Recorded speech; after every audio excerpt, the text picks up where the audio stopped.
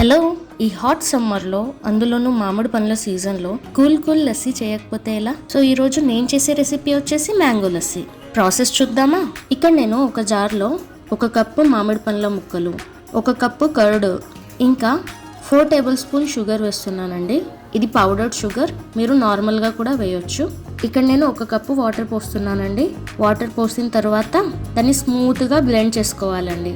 నేను ఇక్కడ బ్లెండర్తో బ్లెండ్ చేస్తున్నాను. మీ దగ్గర మిక్సీ జార్ ఉంటే మిక్సీ జార్లో అయినా చేసుకోండి. సో ఇలా స్మూత్గా బ్లెండ్ అయిపోయిన తర్వాత ఒక గ్లాస్లో ఒక ఐస్ క్యూబ్ వేసి ఇప్పుడు మనం చేసిన లస్సీ ఇందులో యాడ్ చేద్దామండి.